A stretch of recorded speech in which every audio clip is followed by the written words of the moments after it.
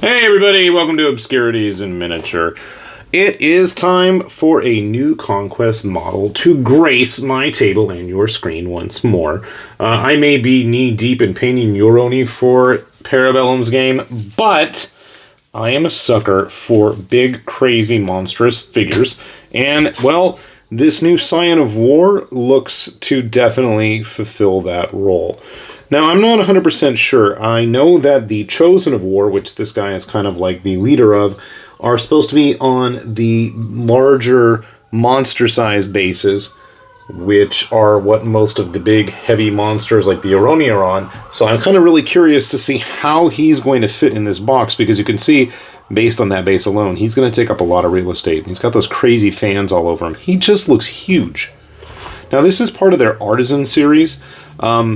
I honestly haven't seen a whole lot of difference between the regular resin and the Artisan stuff, but the only way to get this guy at the moment is through this release. I know with some of the previous stuff, like the Hold Race for the W'adrhun, the little dwarf guys, they've had versions in both regular resin, the Artisan series, and in plastic. So there is a little bit of, differences in certain models, but so far at least, this is the only way to get him.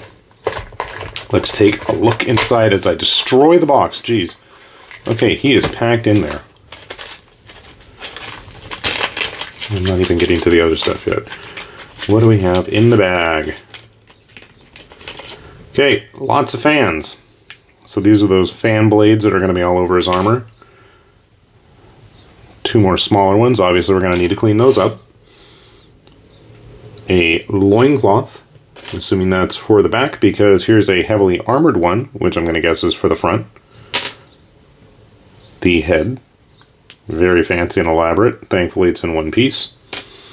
And a pair of decorative bits on a hook. I have no idea where these are going to go. We're going to have to figure that out. Look how that stuff's just jammed in there. It might have been a better idea to have him in a larger box, but it is what it is at this point. Here we have the card for him. We actually do have an instruction paper.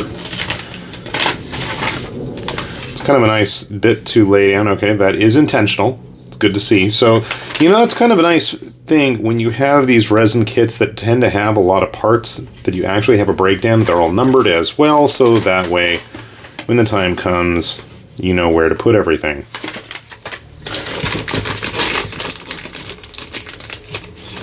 What I thought was going to be a fairly simple video is turning into quite the complexity here. So here is the main body itself, just to give you some perspective. Here is a human Conquest model in comparison. I'm going to have to see where my Warbred are, which were the first monstrous infantry for the W'adrhun, which is obviously their faction. A regular W'adrhun in comparison. Was it the Scion of War? No. Scion of Conquest? That I just showed. This is the Scion of War, obviously. Very, very large shoulder pads. With various skulls for decorative bits. A very large hammer. Almost W'adrhun-like. This is real resin, by the way, not the 3D printed stuff. I know people sometimes out there are not very big fans of the 3D printed. Personally, I don't mind. Gonna need to clean that up a little bit there.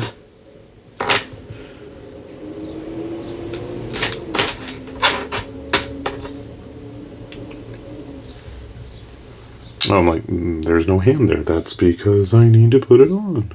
Duh.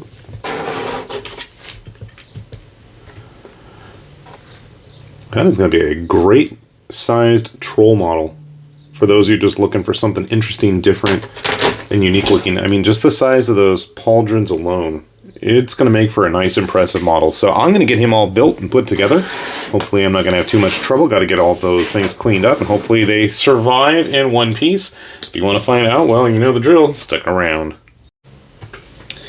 And the Scion of War is all put together, which actually wasn't that bad.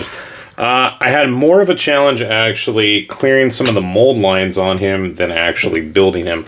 One thing I want to point out is the little fans on his head actually are only going to align the direction that they're facing. They're going to stick outwards, so be aware of that.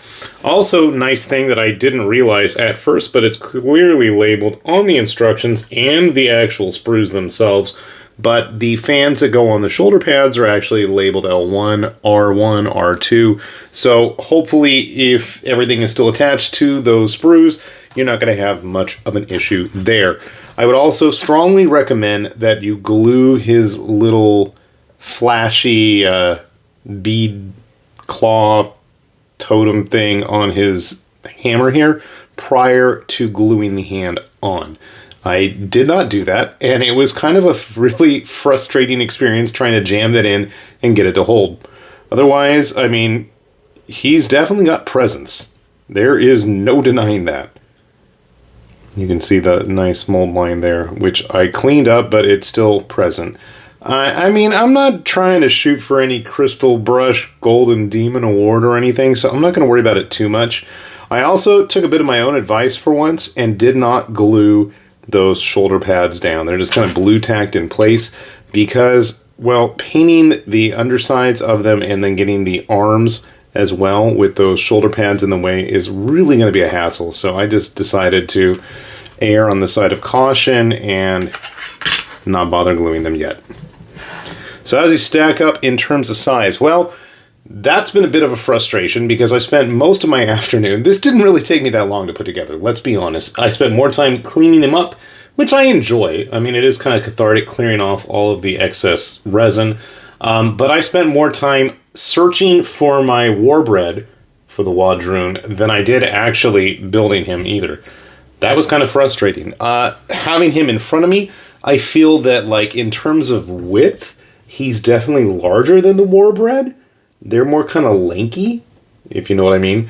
Also, their weapons take up a whole lot more space because they're literally pillars and chunks of stone that are strapped to them. I know I've painted them too, and that's even more annoying. I think I had one unpainted, two that were, and I can't find any of them. So, since I do happen to have so many Yoroni handy, and since they're currently like my gold star standard for big giant Conquest models, you can see the Scion of War. I was going to call him the Scion of Death.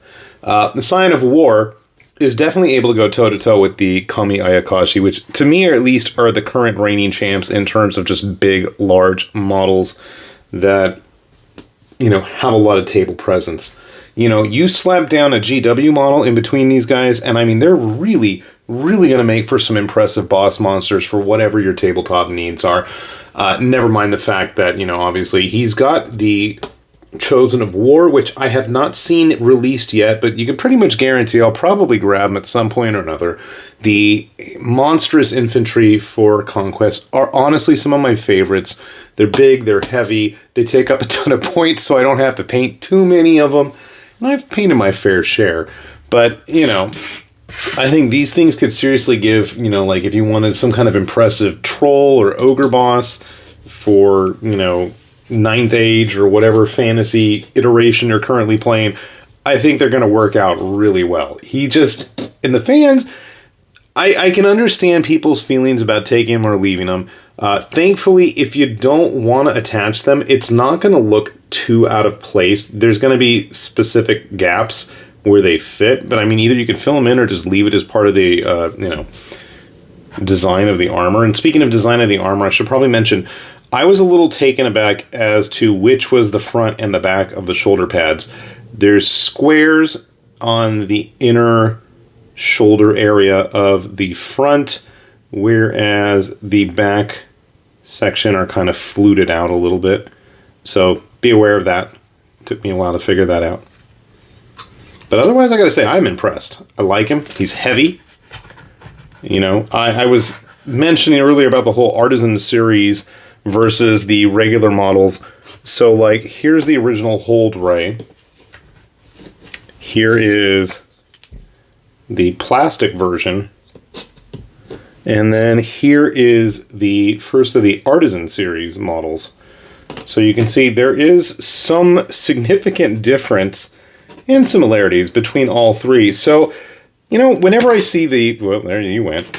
Whenever I see the Artisan models, I'm always kind of curious to see if we're going to see further iterations of them down the line. I mean, you know, I wouldn't put it past Parabellum at this point, considering, you know, like the original Men-at-Arms are basically being retired and upgraded with the new ones that also double as the Crusaders, which I just happen to have arrive at the same day and time as my Chosen of War here, but he was cooler and only one of him, so he took precedence today.